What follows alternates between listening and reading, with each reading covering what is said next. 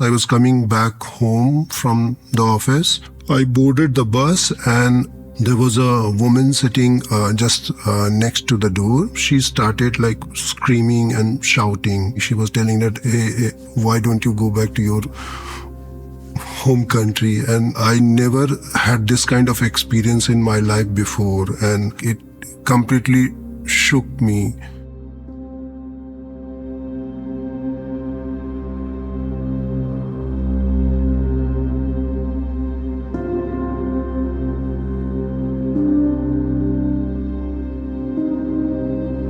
I come from India, moved here around 5 years ago with my family, and first impression was the society is very welcoming, especially if you are coming with your family, with kids, people helping you everywhere.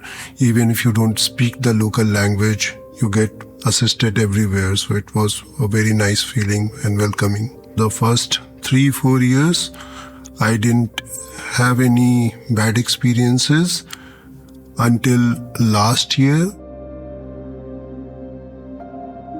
I was coming back home from the office. I boarded the bus and just then I got a call back from home back in India. And the moment I started speaking my native language, that's Hindi, there was a woman sitting just next to the door, the seat that's next to the door. She started like screaming and shouting. At first I didn't notice that she's shouting on me and pointing to me, so I just continued. Then it went louder, and then I turned around and I see she was pointing to me and shouting and yelling at me. She was telling that, hey, why don't you go back to your home country? And I mean, for the first few seconds, I was just shocked, and I mean, I couldn't really explain the feeling at that time because I never had this kind of experience in my life before. And then I just cut the phone, and then I for a couple of seconds I thought, and then I said, do you know what you are doing is illegal? She was using some abusive words, and she said, whatever the fuck, you go back, why are you coming here? You go back, work in your own country. And my house is not far from there, so I just get down from the bus and I took a break. I was there, I was not in a mood to walk back to home. I was thinking about the incident, and I mean, it was so strange and shocking to me that I was just moving here and there and thinking about it, what just happened, and clearly not in a situation to go back home. So I was started thinking again, what should I do? Why did it happen? It was kind of a very disheartening, I would say, and but I mean, other than that, I've always been into good experiences, so it has not changed my view for the society.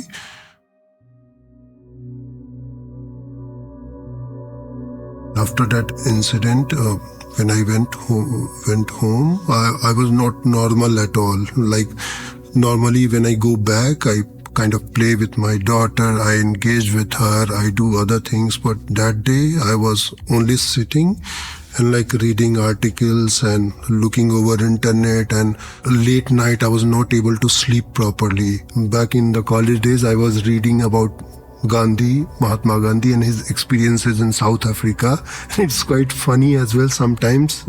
It is not funny, but I mean, I started like connecting to his stories, how he was thrown out of the train because of his skin color and because from where he belonged and those things. I mean, it was completely very deep emotional moment for me because I was thinking about him, and then I started reading about him again, and then other people like Nelson Mandela and all, how they fought about these things and how they motivated people about the rights and discrimination and everything. So Yeah, I mean, that night was like very long night for me. It was also shocking to me that nobody in the bus was crowded, let me tell you, and there were people and nobody even spelled a single word. I mean, if I was at their place, I would have at least interfered and told that lady that what you're doing is illegal, it's not fair.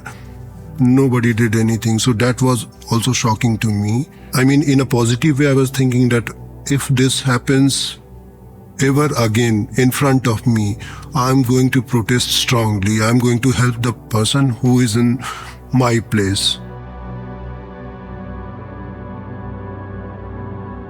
I decided not to tell this to my family because I didn't want them to feel otherwise for the people here or society. I have a daughter and I make sure to share stories to her on a regular basis about these things happening across the globe so that she is sensitized to these issues. She knows she doesn't live in her own bubble, that everything is fair everywhere and everyone is nice to everybody and human rights are so easy to have. In a positive way also, I keep sensitizing her and keep sharing stories. But I mean, sometimes even now, I still sometimes feel about that incident, that it's happening right now to me. So it was kind of really very disturbing. I would phrase it as the white supremacy kind of thing, that you feel that you belong to some special race or some special place where you can just command others and you can say anything you want to others. So it was clearly visible in her eyes, and the kind of body language she was using and the kind of words she was using, it was clearly visible that she's doing it on purpose. She was not in any kind of illusion or something like that. Maybe she would have done that in the past as well, or maybe again she would have done to other people. And just because people are not protesting, she thinks that it's completely okay to do things like this. So I think people need to be, I would say, strong about these things. They should know that these things are happening, and they have the support by the policy, from different human rights groups, and they can protest and they can stop people. They can say that, hey, you can't do it. It's completely illegal. It's seriously very annoying and shocking that humanity has come so far, and we are talking about AI and technology, and yet we are doing these kind of things where somebody genuinely thinks that they have more rights, they are superior. It's very sad, but it's true. And believe me, when you experience it yourself, it's a completely different thing. Reading about incidents, hearing about incidents is different. But when you feel it, it completely changes your world. I don't believe blaming a whole society or a whole place or a whole country just because one person did some crazy thing. So I completely assign these things to individual thinking and individual feeling. This is one of the things that's again on the rise, I would say, everywhere, this feeling of hatred, supremacy and those things. So I don't really think any society has to do as a whole to these things. It belongs to it completely depends person to person. How do you see yourself in a society? What do you study? How do you feel about other human beings? These are really very person-specific things. I feel the regular education doesn't completely equip you to these things. So we should, in a way, use more of these contents in our curriculum, especially right from the schools, so that kids are more aware about rights of others, and at the same time the boundaries where they need to stop, what's the boundary and how far they can go. Whenever I get anything to do to stop these kind of things, I will definitely put my best. I will do my efforts to help organizations who are working towards like these kind of issues. So, yeah. But it is really very emotional.